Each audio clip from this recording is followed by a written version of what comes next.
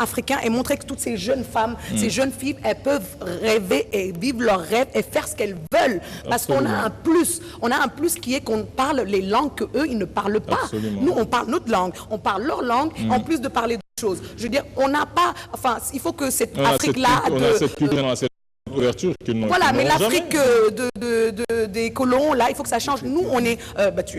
on a vécu chez eux. Ça veut dire qu'on a un plus.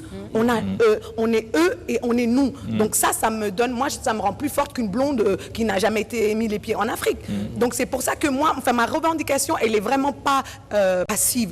Moi, tout ce que je veux, c'est entreprendre et faire les choses que je reproche aux autres. D'ailleurs, c'est pour ça que la Black Fashion Week, il n'y a pas que des Noirs. Il y a des Blanches, des Asiatiques, des Indiennes. J'essaie vraiment de représenter toutes les filles en mettant quand même en avant les Noirs. Absolument. C'est mon combat. Et par exemple, même pour la télé, la télé, j'ai une volonté, les gens me disent « Ah, pourquoi tu ne vas pas montrer du Dior » Non, on va montrer du Dior parce que Dior n'a pas besoin de notre pub. Eli Kwam a besoin de notre pub. Gilles Touré a besoin de notre pub. Adam Apari a besoin de notre pub. J'ai pas envie de montrer des gens qui ont déjà la mode et la sphère. Il faudrait qu'à un moment qu'on pense à nous et penser à soi. C'est pas qu'on n'aime pas les autres. Moi, j'adore Dior. Je suis dans la mode. J'adore toutes les grandes marques et tout. Mais je m'en inspire pour faire de mon Afrique et de moi, femme africaine, quelque chose de plus grand que eux, la place qu'ils nous donnent. Parce que finalement, ce que je disais, c'est que la place qu'ils me donnent n'est pas assez pour moi. Donc j'ai essayé de prendre... Ils nous mettent toujours dans des niches. C'est comme dans l'art. Ils disent l'art africain, l'art primitif. Le débat est très intéressant. Mais juste une question. Moi, j'ai juste une chose pour elle. Voilà, juste une question par rapport à la télé. Parce que la télé coûte extrêmement cher. Tout à fait. Où tu trouves les sous, je veux savoir? J'ai tapé dans les banques, j'ai tapé dans les trucs, et ils m'ont tous dit... Parce qu'il faut que ça soit pérenne, en fait. Il faut que ça soit pérenne. Non, mais Adama, elle a un talent fou pour tout ce qui est événementiel, pour tout ce qu'elle sait des gens autour de ces événements. Mais moi, j'ai juste deux choses. Parce que je réponds à sa question d'abord. Je réponds à sa question. Quand je disais à Lune, je lui expliquais comment on avait fait. C'est tout simple et c'est ce que je dis.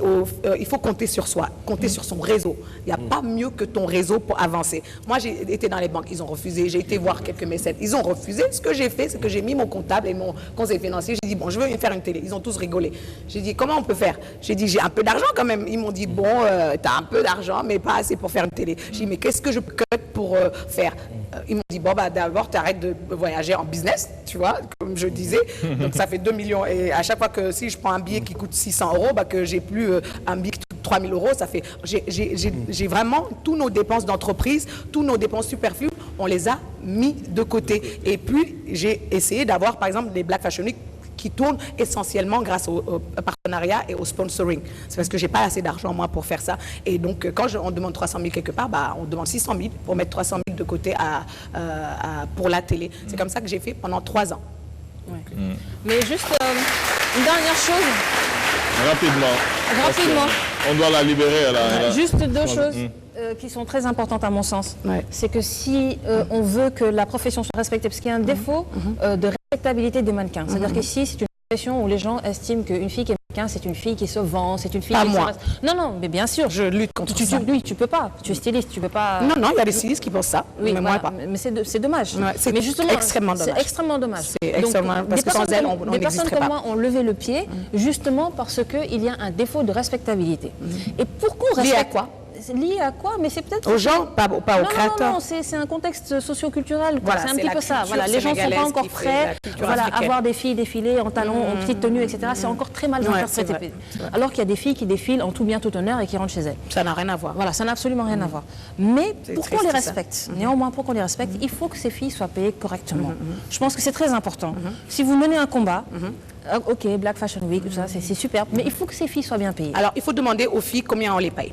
Ouais. Aux filles, par exemple, à la Black Fashion Week, il y a une réalité aussi qui est absolument pas liée au fait d'être jolie ou pas. C'est la réalité du marché. On en parlait tout à l'heure. On ne peut pas payer les filles ici 1 000 € alors qu'on ne vend pas une robe 1 000 €. C'est pas possible. À Paris, les filles sont payées plus cher parce que le marché est plus cher et parce que je peux vendre la robe que je vends ici à 80 000 que les gens voient. Je la vends là-bas à 500 €. Donc la fille de Paris, on la paye 500 €. Et ici, mais la paye des mannequins est liée à leur déjà longévité, à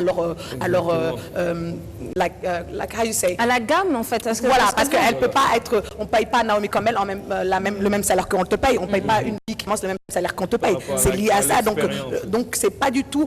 Au Sénégal, moi je trouve, en tout cas, c'est de payer entre 50 et 100 000 francs et je trouve ça extrêmement raisonnable pour ce que je gagne et pour le... Parce qu'une fille qui défile une fois, qui gagne 100 000 francs, ça c'est un salaire de quelqu'un qui travaille ici pendant un mois. Après, on me dira c'est la même chose et tout, mais j'essaie de valoriser autrement. Par exemple, on les paye 100 000 francs, mais j'essaie de les mettre dans Elle Magazine. Nous, depuis moi, avant que je vienne ici, c'est pas pour... il y avait les filles, elles n'étaient pas dans les magazines de Paris ou machin. Donc, on essaie de les vendre autrement. Moi, si je peux pas les payer... Et vous valorisez leur image. Mais carrément, parce que maintenant, mes filles, elles partent à Paris défiler. Mes filles, elles viennent en Angola avec moi, elles vont au Cameroun avec moi, où là, elles sont payées. Et j'exige qu'on les paye un peu plus que ce qu'on on peut les payer. C'est comme ça qu'on peut vraiment faire. Nous avons été très, très heureux de vous avoir sur ce plateau. Donc, je rappelle que vous avez lancé depuis l'année dernière Fashion Africa TV. Donc, sur Canal+, c'est le... Voilà, maintenant, c'est disponible sur Canal+, 94. C'est disponible depuis un an, parce que les tests, on les a fait au Sénégal par le bouquet Excaf. Et on est disponible aussi dans le monde entier, notamment à New York, où on a beaucoup de vues, par le bouquet Ice TV Rocco. Ok. Voilà. Donc, nous avons été très heureux, comme j'ai dit. Peut-être on aura l'occasion de se revoir une prochaine